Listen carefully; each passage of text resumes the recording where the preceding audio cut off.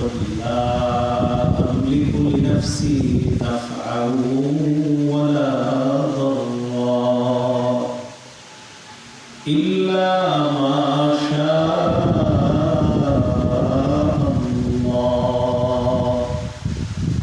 নবী আপনি বলেন আমি আমার নিজের কোনো উপকার ক্ষতি করার ক্ষমতা রাখি না, ততটুকুই আমার উপকার ক্ষতি হবে যতটুকু আল্লাহ চান। নবী আপনি আরো বলেন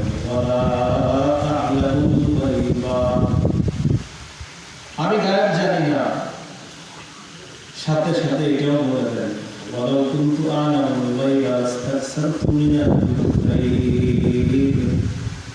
আমি যদি গায়েব জানতাম তাহলে প্রভূত কল্যাণের অধিকারী হতা, প্রচুর কল্যাণ লাভ করতে পারতাম।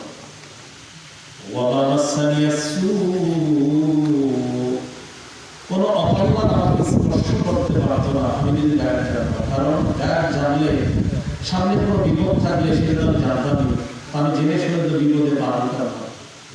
যদি আমি গায়েব জানতাম কোনো অকল্যাণ আমাকে স্পর্শ করত না।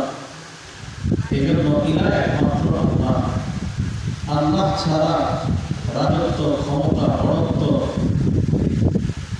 ক্ষতি করা, উপকার করা, ইবাদত ইত্যাদি এগুলোর একমাত্র যোগ্য একমাত্র আল্লাহ, কোনো মানুষ না। এরা শিরকু ফিল উলুহিয়্যাহ। 3 নম্বর আশরিকু ফিল আসমাই ওয়াস সিফাত, আল্লাহর নাম সিফাত গুণাবলীতে কাউকে শরীক করা না। আল্লাহ তাআলা বলেন ওয়ালিল্লাহিল আসমাউল হুসনা ফাদউহু বিহা। আল্লাহর সুন্দর সুন্দর অনেকগুলো নাম, এই নামে আল্লাহ ডাকেন। ওয়াদাল্লাযীনা ইউলহিদুনা ফি আসমাই, যারা আল্লাহর নামের বিকৃতি ঘটায় তাদেরকে তোমরা পরিত্যাগ করো। আল্লাহর নামের বিকৃত যারা করে তাদেরকে তোমরা পরিত্যাগ করো। আল্লাহর গুণাবলীতেও কাউকে শরীক করা যাবে না।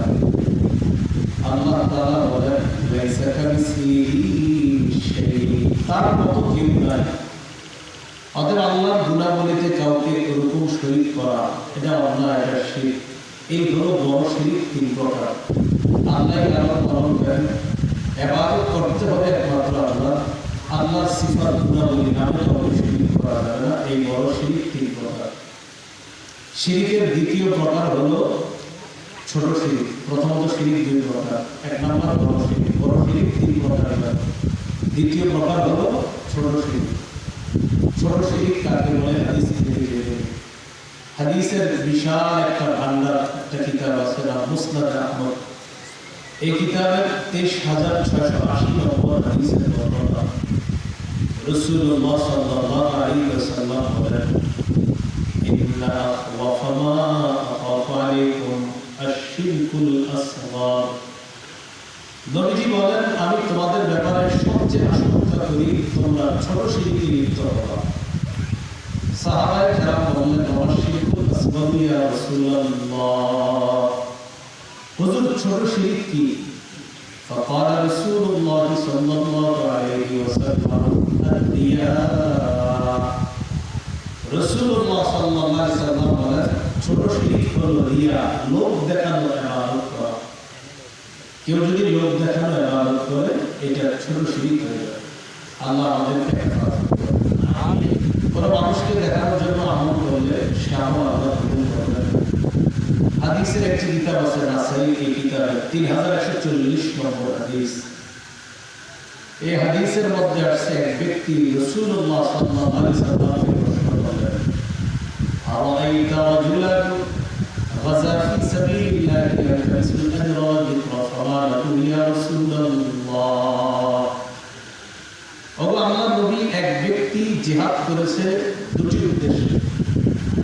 এক ব্যক্তি জিহাদ করেছে 2টি উদ্দেশ্যে। 1 নাম্বার আল্লাহর কাছ থেকে প্রতিদান পাবে এই আশায় জিহাদ করেছে। 2 নাম্বার ওয়া যিকরা, মানুষ তাকে বড় মুজাহিদ বলবে, সে বীর পাওয়া একজন মুজাহিদ, এই নিয়তে সে জিহাদ করেছে। তাহলে কয় নিয়তে জিহাদ করেছে? একটা হলো আল্লাহর কাছ থেকে সওয়াব পাবে, আরেকটা হলো মানুষ তাকে বড় মুজাহিদ বলবে। ফামালাকু ইয়া রাসূলুল্লাহ, হুজুর এই ব্যক্তির কি সওয়াব, এই ব্যক্তির কি প্রতিদান পাবে? ফাকালা রাসূলুল্লাহ সাল্লাল্লাহু আলাইহি ওয়াসাল্লাম লা শাইআ লাহু, এই ব্যক্তি কোনো সওয়াব পাবে না। আ'আদাহা সালাসা মাররাত, প্রশ্নটি লটিয়ে তিনবার বললেন সাহাবা, হুজুর কি বলেন, কোনো সওয়াব পাবে না? নবী বললেন লা শাইআ লাহু, লা শাইআ লাহু, লা শাইআ লা, সে সওয়াব পাবে না, সে সওয়াব পাবে না, সে সওয়াব পাবে না। কেন? ইন্নাল্লাহা লা ইয়াকবালু মিনাল আমালি ইল্লা মা কানা লাহু খালিসান ওয়া বাতুগিয়া বিহি ওয়াজহুহু, আল্লাহ ততক্ষণ বান্দার আমল কবুল করেন না যতক্ষণ আমলটা আল্লাহর জন্য খাঁটিভাবে না হবে এবং আল্লাহকে খুশি করার জন্য না হবে, ততক্ষণ আমল কবুল করা হবে না। সামনে যারা আছেন বুঝে থাকলে বলেন তো, ছোট শিরিক কাকে বলে? রিয়া। লোক দেখানো। বলেন, ছোট শিরিক কাকে বলে? রিয়া। আর লোক দেখানো, ইবাদত করা। একটু আমার সাথে বলেন, ছোট শিরিক কি? ছোট শিরিক কি? বলেন, ছোট শিরিক কি? গোপন শিরিক বলা হয়। ছোট শিরিক কি বলা হয়? গোপন শিরিক বলা হয়।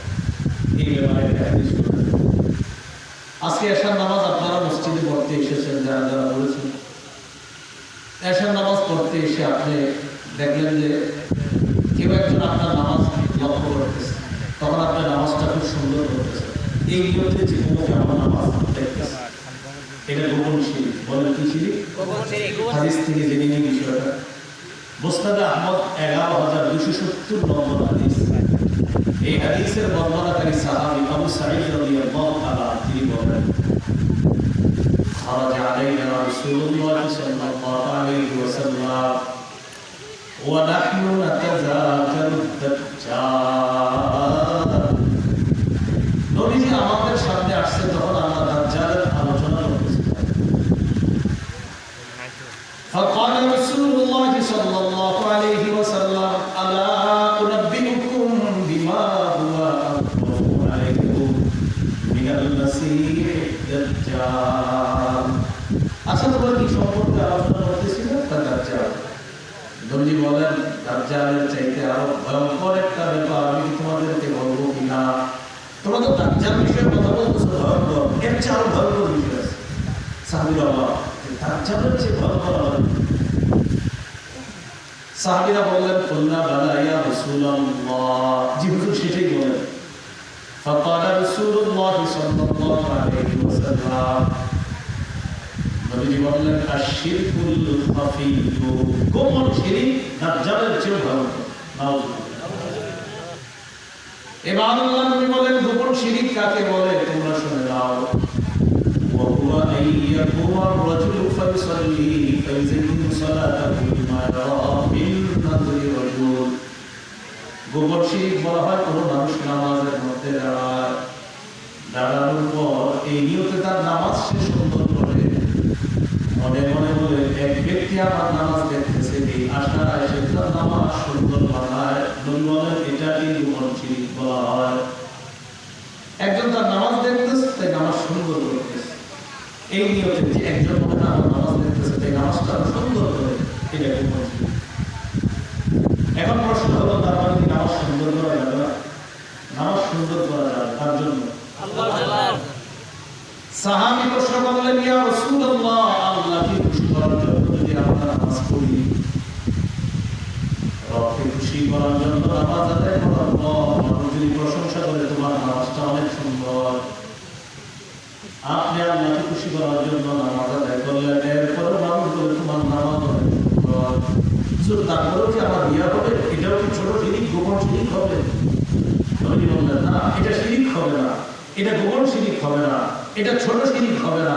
তুমি যদি আল্লাহকে খুশি করার জন্য নামাজ সুন্দর করো, এরপরেও যদি মানুষ তোমার নামাজের প্রশংসা করে, এটা শিরক হবে না, বরং এটা হবে তিলকা আজিলুল বুশরাল মুমিন, এটা মুমিনের দুনিয়াতে নগদ সুসংবাদ। সুবহানাল্লাহ। পার্থক্যটা বুঝে আসতে হবে। তাহলে বলেন তো, খালেককে খুশি করার জন্য নামাজ সুন্দর করবো না মাখলুককে খুশি করার জন্য? তাহলে প্রশ্ন করি, খালেককে খুশি করার জন্য নামাজ সুন্দর করার পরে কেউ যদি এই নামাজের প্রশংসা করে, এটা কি হবে? সুসংবাদ। আবার খালেককে খুশি করার জন্য নামাজ সুন্দর করার পর এই নামাজের প্রশংসা যদি মাখলুক করে, এটা কি রিয়া হবে না সুসংবাদ? আর মাখলুককে খুশি করার জন্য নামাজ সুন্দর করলে গোপন শিরিক, ছোট শিরিক, রিয়া। আল্লাহ আমাদের সকলকে এই ছোট শিরিক, গোপন শিরিক, লৌকিকতা থেকে আল্লাহ আমাদেরকে হেফাজত করুন। এইগুলো শিরকের প্রকার। শিরকের সূচনা কিভাবে হলো দুনিয়াতে খুব ভালো করে শোনেন। সহিহ বুখারীর 4920 নম্বর হাদিস শোনা হয় শিরকের সূচনা কিভাবে হলো। আপনারা হয়তো অনেকে তাফসীর জানেন। 29 পারা 12 নম্বর পৃষ্ঠা সূরা নূহের 23 নম্বর আয়াতের তাফসীরটা দেখবেন। এই আয়াতে 5টি মূর্তির নাম আল্লাহ আলোচনা করেছেন। আল্লাহ তাআলা বলেন, وقالوا لا تذرن آلهتكم ولا تذرن ودا ولا سواعا ولا يغوث ويعوق ونسرا وقد أضلوا كثيرا। তোমরা তোমাদের ইলাহকে পরিত্যাগ করো না, তোমরা তোমাদের খোদাদেরকে পরিত্যাগ করো না। তোমরা ওয়াদ্দুন নামক খোদাকে ছেড়ে দিও না, সুয়া নামক খোদাকে ছেড়ে দিও না, ইয়াগুস নামক খোদাকে ত্যাগ করো না, ইয়াউক নামক খোদাকে ত্যাগ করো না, নাসরুন নামক খোদাকে ত্যাগ করো না। এই 5টা খোদা, 5টা মূর্তি, এই মূর্তির কথা কোরআনে আসছে। এক জাতি তাদের সম্প্রদায়ে একে অপরকে বলে, সাবধান, আল্লাহ আমাদের রব, তিনি হলেন প্রধান, আর আমাদের এই 5 জন খোদা আছে, এরা আল্লাহর সহযোগী।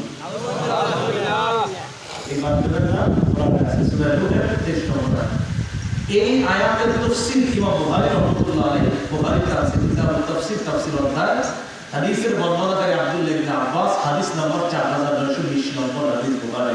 মোট হাদিস সংখ্যা হবে 7530। এই যে 5টা মূর্তির নাম ওয়াদ্দুন, সুওয়াউ, ইয়াগুস, ইয়াউক, নাসরুন। আমি আবার বলছি, ওয়াদ্দুন, সুওয়াউ, ইয়াগুস, ইয়াউক, নাসরুন। আপনাদেরকে ভদ্রতার সাথে বলি, আপনাদের কলিগ যারা আছে, আপনাদের আত্মীয় স্বজন যারা আছে, তাদের মাঝে হয়তো অনেকে পুতুল খুব ভালোবাসে, অনেকে হয়তো বাহির থেকে দেবদেবী কিনে আনাটা পছন্দ করে। মুসলমানদের মধ্যে অনেকে যেটা সৌন্দর্য হিসাবে একজনের একটা মূর্তি এনে ধরে লাগিয়ে দিল, হয়তো অনেক পছন্দ করতে পারে যেটা সৌন্দর্য। তাকে যদি পারেন বাংলায় এই ইতিহাসটা শুনিয়ে দিবেন, আমি যেটা বলবো এটা বুখারীর বর্ণনা, আপনারা বাংলাটা শুধু মনে রাখবেন। তখন তাদেরকে বলবেন, দেখো আল্লাহ সূরা নূহের 23 নম্বর আয়াতে 5টি মূর্তির কথা আলোচনা করেছেন। সহিহ বুখারীর 4920 নম্বর হাদিসের মধ্যে এই আয়াতের তাফসীর আছে। এই 5টি মূর্তি মূলত মূর্তির নাম ছিল না। এই 5টি মূর্তি মূলত ছিল আসমাউল রিজালিস সালিহিন মিন কওমি নূহ। নূহ নবীর জাতির মধ্যে 5 জন ভালো আল্লাহর ওলি ছিলেন। এই আল্লাহর ওলিদের 5 জন আল্লাহর ওলির নাম ছিল এই 5 মূর্তির নাম। তাহলে বলেন তো, এই 5 মূর্তির নাম যে কোরআনে আসছে, এগুলো কি আসলে মূর্তির নাম ছিল না ওলিদের নাম ছিল? ওলিদের নাম ছিল। আপনাদের মনে আসছে, তাহলে ওলিদের নাম মূর্তির নাম হলো কিভাবে? এই 5 নাম ছিল আল্লাহর ওলিদের নাম। ওয়াদ্দুন নামক আল্লাহর ওলি ইবাদত করতেন, তিনি মারা গেছেন। সুয়া নামক আল্লাহর ওলি ইবাদত করতেন, তিনি মারা গেছেন। ইয়াগুস নামক আল্লাহর ওলি ইবাদত করতেন, তিনিও মারা গেছেন। ইয়াউক নামক আল্লাহর ওলি তিনি ইবাদত করতেন, তিনিও ইন্তেকাল করলেন। নাসরুন নামক আল্লাহর ওলি উনি ইবাদত করতেন, ইন্তেকাল করলেন। তো দেখবেন সাধারণত আমাদের দেশের বড় বড় আলেম মারা গেলে আমরাও কিন্তু কষ্ট করি, অনেক কষ্ট করি, আলেম হুজুর মারা গেল। আপনাদের উত্তরবঙ্গের অনেক বড় আলেম আল্লামা ইউসুফ নিজামী রাহমাতুল্লাহ আলাইহি, তো তিনি মারা গেলেন। তার মৃত্যুতে সারা বাংলাদেশের মানুষ হতাহত, কষ্ট পেয়েছে, বিশেষ করে আলেম সমাজ খুব ব্যথিত হয়েছে। তো বলছিলাম, বড় কোনো আলেম ইন্তেকাল করলে আমরা সবাই ব্যথিত হই। আল্লামা আহমদ শফি রাহমাতুল্লাহ আলাইহি ইন্তেকাল করার পর আপনারাও ব্যথিত হয়েছে, সারা দেশের মানুষ ব্যথিত হয়েছে। ওই 5 আল্লাহর ওলি ইন্তেকাল করার পর তাদের ভক্তবৃন্দরা খুব ব্যথিত। ইবলিস তখন মানুষের রূপ ধারণ করে মানুষের সামনে আসতে পারে। ইবলিস ওই জাতির কাছে আসে, বিশাল বড় আল্লাহর রূপ নিয়ে তাদের কাছে আসে। আসার পর তাদেরকে ইবলিস বলল, আওহা শাইতান ইলা কওমিহিম আন ইনসিবু ইলা মাজালিসিহিম আল্লাতী কানু ইয়াজলিসুনা আনসারা। তোমরা এক কাজ করো, মনটা খারাপ কেন? অলিদেরকে হারিয়ে মন খারাপ। 5 অলির 5টি প্রতিমূর্তি বানাও। বানানোর পর এই 5 জন আল্লাহর ওলি যেখানে বসে ইবাদত করতেন, তাদের ওই ইবাদত খানায় এই 5 আল্লাহর ওলির 5টি প্রতিমূর্তি তোমরা বসায় দাও। ওয়াসাম্মুহুম বিআসমাইহিম, অলিদের যে নাম ছিল প্রতিমূর্তিগুলোরও ওই নাম দাও। ইবলিস বুদ্ধি দিল, ফাআলু ফালাম ফার, জনগণ তাই করল। 5 জন আল্লাহর ওলির 5টি প্রতিমূর্তি বানাইলো, ঠিক যেখানে যেখানে তারা ইবাদত করতেন সেখানে বসায় দিল। এতটুকু আলোচনা বুঝে থাকলে বলেন, দুনিয়াতে মূর্তি পূজার সূচনা হলো 5 জন খারাপ মানুষের নামকে কেন্দ্র করে, না ভালো মানুষ? এই জেনারেশন 5টা প্রতিমূর্তি বানাইলো, তখনও তাদের ইবাদত করে না, মূর্তি বানাইছে। হাত্তা ইযা হালাকা উলাইকা ওয়া তারাসাফাল ইলম, যখন ওই জেনারেশন বিদায় নিল আর এলেমের বিলুপ্তি ঘটল, সঠিক বিদ্যার বিলুপ্তি ঘটল, পরবর্তী জেনারেশন আসলো, তাদেরকে ইবলিস বুঝাইল, তোমাদের বাপ-দাদাদেরকে দেখছি এই 5 আল্লাহর ওলির প্রতিমূর্তির সামনে সিজদা করতে, ইবাদত করতে, তাদের তোমরা ইবাদত করো। এবার পরবর্তী জেনারেশন কি করলো? তারা অবিদাত মূর্তি পূজা শুরু করে দিল, ওই তাদের ইবাদত করা শুরু হয়ে গেল। তখন ওই 5 আল্লাহর ওলির নামে যে 5টি মূর্তি তৈরি হলো, ওই 5 মূর্তির নাম হয়ে গেল ওয়াদ্দুন, সুওয়াউন, ইয়াগুস, ইয়াউক, নাসরুন। বলেন তো আপনারা, মূলত কি এই 5টি মূর্তির নাম ছিল না 5 জন আল্লাহর ওলির নাম? যেমনি ভাবে পৃথিবীতে 5 জন আল্লাহর ওলির নামকে কেন্দ্র করে মূর্তি পূজার সূচনা হলো, ঠিক এখনো আমাদের এই বাংলাদেশ সহ ভারত উপমহাদেশে আল্লাহর ওলিদের কবর মাজারকে কেন্দ্র করে, আবেগকে পুঁজি করে সাধারণ মানুষকে সিজদা নামক শিরকের মধ্যে লিপ্ত। শাহজালাল রহমাতুল্লাহি আলাইহি কত বড় আল্লাহর ওলি, শাহ বরান রহমাতুল্লাহি আলাইহি কত বড় আল্লাহর ওলি।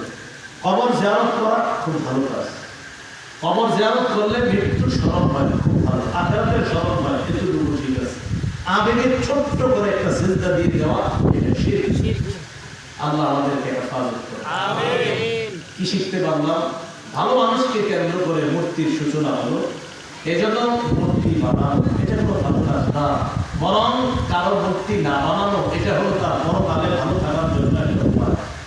আমি আমার আব্বাকে স্মরণ করা, আমার ভাই ওর আত্মীয় স্বজনের যারা ইন্তেকাল করছে তাদেরকে শ্রেষ্ঠ স্মরণ করা হবে দোয়ার মাধ্যমে। আমি তাদের জন্য বলবো, আল্লাহ আমার বাবাকে মাফ করে দেন, এটা শ্রেষ্ঠ কাজ। আল্লাহ আমার ভাইকে মাফ করে দেন, এটা শ্রেষ্ঠ কাজ। আমার আব্বার একটা মূর্তি দাঁড় করিয়ে দিলাম, আমার ভাইয়ের একটা মূর্তি দাঁড় করিয়ে দিলাম, আমার বোনের একটা মূর্তি দাঁড় করিয়ে দিলাম, আর তাদেরকে আমি স্মরণ করলাম। বিশ্বাস করেন, আমি তাদের প্রকৃত সন্তান না, পরে আমি তাদের কুসন্তান হিসাবে বিবেচিত। বুঝে ঠিক বলছেন তো না? আল্লাহ বুঝার তৌফিক দান, আমিন। এই হলো মূর্তি পূজার সূচনা, এইভাবে বেঁধে দিতে হবে। শিরকের ব্যাপারে এখন আপনাদের সামনে 11টা কথা বলবো, খুব মন দিয়ে শুনুন। 1 নম্বর সূরা লুকমানের 13 নম্বর আয়াতে লুকমান হাকিম তার সন্তানকে উপদেশ দিচ্ছে, কি বলে? আল্লাহ তাআলা বলেন, আউযু বিল্লাহি মিনাশ শাইতানির রাজীম, ওয়া ইয ক্বালা লুকমান লিবনিহি ওয়া হুয়া ইয়া'যুহু ইয়া বুনাইয়া লা তুশরিক বিল্লাহ ইন্নাশ শিরকা লাযুলমুন আযীম। ওই সময়কে স্মরণ করো যখন লোকমান তার সন্তানকে উপদেশ দিতে গিয়ে, ওয়াজ করতে গিয়ে বলল, সন্তান তুমি আল্লাহর সাথে শিরক করো না, শিরক মহা জুলুম, শিরক মহা জুলুম। সবচেয়ে বড় জুলুম কি বলেন তো? শিরক। আমি ওনাকে যদি এখন একটা আঘাত করি, প্রহার করি, এটাও জুলুম। ওনাকে একটা আঘাত করা জুলুম, আর আল্লাহর সাথে শিরক করা এর চেয়ে বড় জুলুম, মহা জুলুম, মহা জুলুম। এজন্য আমি আপনাদেরকে বলবো, এই যে ওনার গায়ে আঘাত করা এটা যেমন জুলুম, এই জুলুমকে প্রতিহত করা এটাও যেমন কর্তব্য। কর্তব্য, আবার রবের সাথে শিরিক করা এটা বড় জুলুম, এটাও প্রতিহত করা কর্তব্য। আপনি যদি একটা প্রতিহত করেন আরেকটা প্রতিহত না করেন, বিষয়টা হবে বৃষ্টি থেকে বাঁচার জন্য সরকার এসে দাঁড়ান। বৃষ্টি থেকে বাঁচার জন্য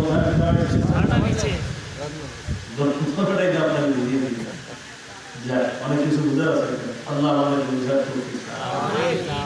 লোকমান হাকিম তার সন্তানকে বললেন, তুমি আল্লাহর সাথে শিরক করো না, শিরক মহাজুলুম, এগুলো এক নম্বর।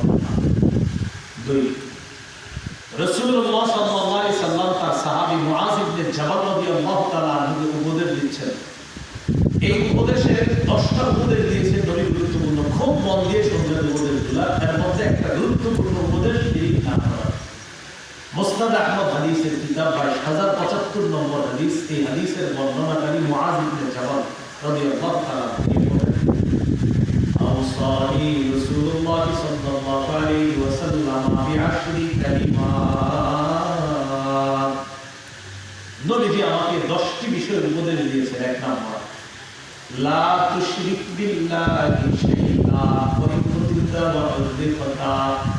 তুমি আল্লাহর সাথে শিরক করো না, যদিও তোমাকে হত্যা করা হয়, যদিও তোমাকে পুড়িয়ে দেওয়া হয়, জ্বালিয়ে দেওয়া হয়। দুই নম্বর, ওয়ালা তাউক্কান্না ওয়ালিদাইকা ওয়া ইন আমারাকা তাখরুজা মিন আহলিকা ওয়া মালিকা। তোমার বাবা মা যদি তোমাকে সম্পদ থেকে, ঘর থেকে বের হয়ে যাইতে বলে, তোমার বাবা মা যদি তোমাকে বলে সম্পদ ছেড়ে দাও, ঘর ছেড়ে দাও, এরপরেও মা বাবার নাফরমানি করবা না। এক নম্বর, জ্বালিয়ে পুড়িয়ে দিল, শিরক করবা না। দুই নম্বর, মা বাবা যদি ঘর থেকে বের করে দেয়, নাফরমানি করবা না। তিন নম্বরটা বলার পর অনুবাদটা সবাই মিলে করবো। আগে হাদিসের অংশটা বলবো, ওয়ালা তাতরুকান্না সালাতাল মাকতুবাতাল মুতাআম্মিদা ফাইন্নামা তারাকা সালাতাল মাকতুবাতাল মুতাআম্মিদা ফাতাবারিআত মিনহু যিম্মাতুল্লাহ। বলেন সুবহানাল্লাহ। তুমি ইচ্ছাকৃতভাবে এক ওয়াক্ত ফরজ নামাজ ছেড়ে দিও না। তুমি ইচ্ছাকৃতভাবে এক ওয়াক্ত ফরজ নামাজ ছেড়ে দিও না। প্রিয় ভাইরা, ফজর না ফরজ? ফজর না ফরজ? বলেন কেন না? যে ব্যক্তি ইচ্ছাকৃতভাবে এক ওয়াক্ত ফরজ নামাজ ছেড়ে দিল, তার থেকে আল্লাহর জিম্মা উঠে গেল। এক ওয়াক্ত ফরজ নামাজ যে ছেড়ে দিয়ে ইচ্ছাকৃতভাবে, তার ব্যাপারে আল্লাহর সিদ্ধান্ত যেমন চায় তা করে।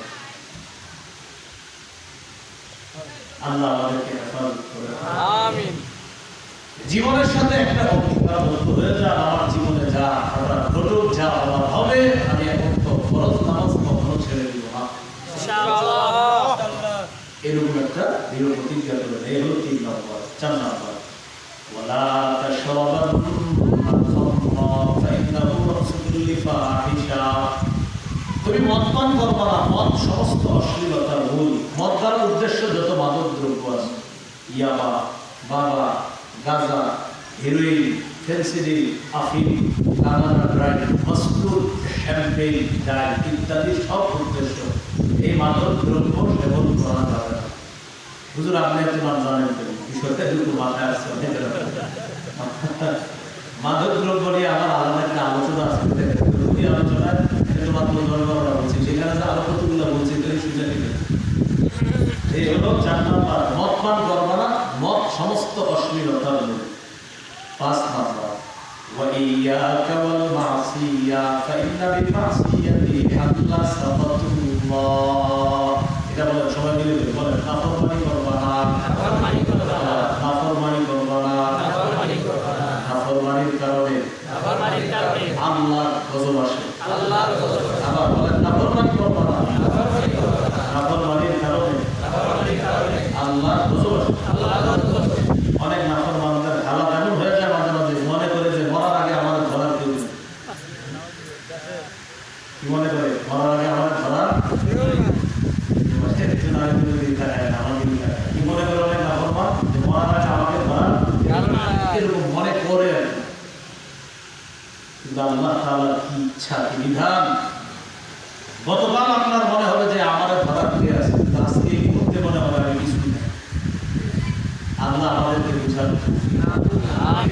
6 নম্বর وإياك والفرار من الزحف وإن هلك الناس জিহাদের ময়দান থেকে বলা করবা না, সবাই যদি শহীদ হয়ে যায় বলা করবা না।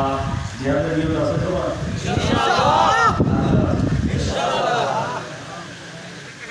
জিহাদের নিয়ম না থাকলে মুনাফিকি মৃত্যু। আল্লাহ রাসূলুল্লাহ সাল্লাল্লাহু আলাইহি ওয়াসাল্লাম মান মাতা ওয়া লাম ইয়াসু ফি সাবিলিল্লাহ আও লাম ইয়াহদিস বিনাফসিহি মাতা আলা শুবাতিন মিনান নিফাক। কেউ যদি মৃত্যুবরণ করে এমন অবস্থায় দেশে জিহাদ করলো না অথবা মনে মনে জিহাদের সংকল্প করলো না, সে নিফাকে মৃত্যুবরণ করলো।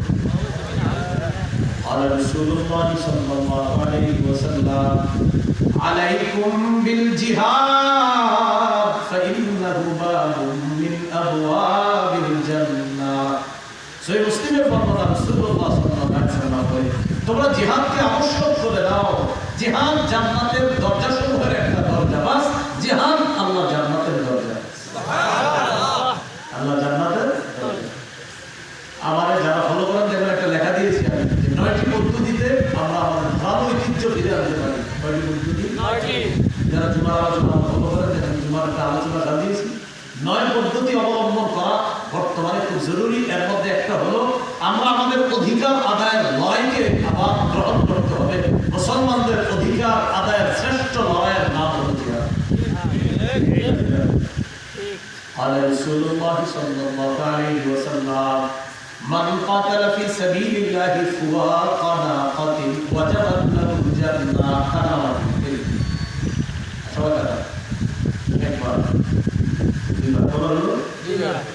নবীজি বলেন কেউ যদি উটের দুধ এইভাবে 2বার গ্রহণ করে, একবার এই 2বার উটের দুধ 2বার গ্রহণ করতে যতটুকু সময় লাগলো এই পরিমাণ কেউ যদি আল্লাহর রাস্তায় আল্লাহকে খুশি করার জন্য জিহাদের শরীক হয় তার জন্য জান্নাত হয়।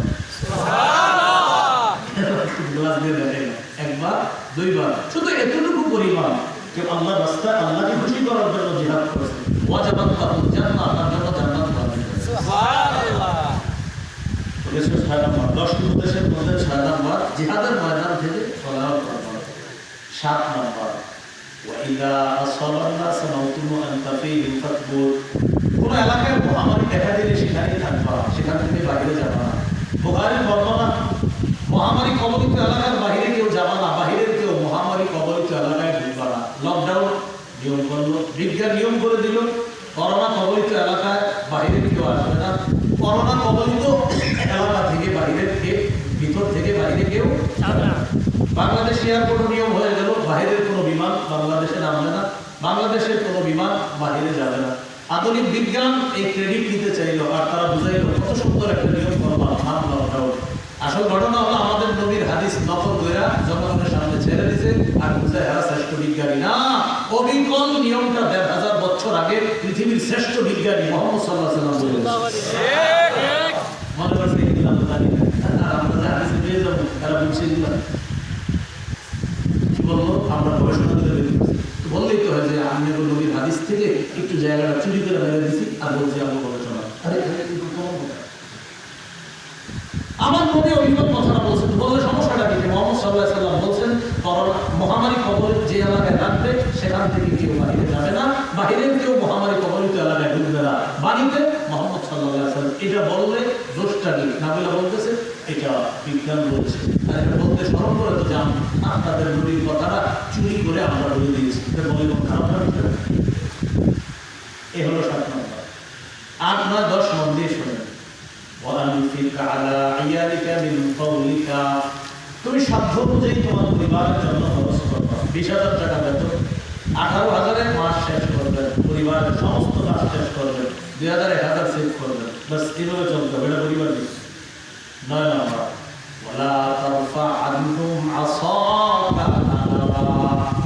পরিবারের উপর থেকে শাসনের লাঠিটা কখনো উঠাবে না। আপনার সন্তান যেন আপনার ব্যাপারে মানসিকতা রাখে। আমার আব্বা এমন একজন আব্বা, আমি দুনিয়ার যা বলবো সব মানবে, কিন্তু নাফরমানি করবো আল্লাহ তো আমার বাবার চেয়ে কঠিন কেউ হবে না। আপনার সন্তান যেন আপনার ব্যাপারে এই মানসিকতা রাখে, এটা শাসনের লাগে। ফজরের নামাজের সময় গত 12-15 বছর আগেও অথবা 20 বছর আগেও আমরা যখন মাদ্রাসা থেকে বাড়িতে যেতাম, 2 ভাই একসাথে শুইতাম, তো আপনার ফজরের নামাজের সময় মাদ্রাসা থেকে যাওয়ার সময় নিয়ম করতাম, আমরা নিয়ম করে যাইতাম এবার বাড়িতে গিয়ে ইচ্ছা হতো খালি খাবো 7 দিন আর খালি ঘুমাবো। বহুত ডাইলি পানি দিয়েছি মাদ্রাসায়, ভাই 7 দিন খালি খাবো আমার হাতের খানা আর খালি ঘুমাবো, এরকম নিয়ম করে আমরা 7 দিনের জন্য যাই। যাওয়ার পরে যে ফজরের সময় হয় প্রথমে বাবা বাড়ির সবাই উঠছে, এগুলো আব্বার কাজ, এটা বইলা আব্বা বলেন চলে যায়। পরিবারের মুরব্বীদের এই দাস কণ্ঠের সবাই উঠছে, এটা ছিল আমাদের পরিবারের একটা হারানো ঐতিহ্য। ঐতিহ্যগুলো আমরা ফিরিয়ে আনার দরকার। এটা বলার পর আম্মা এসে বলতেন এই তোরা উঠছস, আম্মা আমাদেরকে তুমি করে বলতেন, আম্মা বলেন তুই তুই তোরা উঠছস, জি আম্মা উঠছি। একবার একটু পরে আবার এসে বলে উঠছস, তুই উঠছিস, শুয়ে শুয়ে বলতেন। আবার বলে এসে উঠছস, জি আম্মা উঠছি। তৃতীয়বার যখন বলি জি আম্মা উঠছি, আবার বলতেন এদেরকে যে মাদ্রাসায় কেন পড়াশোনা করাইছি এতবার ডাকা লাগে, এটা বলতে দেরি হিংসা দূর এরপরে আল্লাহ জানা আরো। এগুলো ছিল পারিবারিক শাসন ঐতিহ্য। এখন কে কারে শাসন করবে বলা নেই। যিনি শাসন করবে তিনি ঘুমায় 3টায়, যাকে শাসন করবে তিনি ঘুমায় 4টায়। সেগুলো হাস্যকর মনে হলো, কষ্ট। মুরব্বীদেরকে জিজ্ঞাসা করেন, দাদা লাঠি নিয়ে আসতো, দাদি লাঠি নিয়ে আসতো, বাপ লাঠি নিয়ে আসতো, মা লাঠি নিয়ে আসতো, জিজ্ঞাসা করেন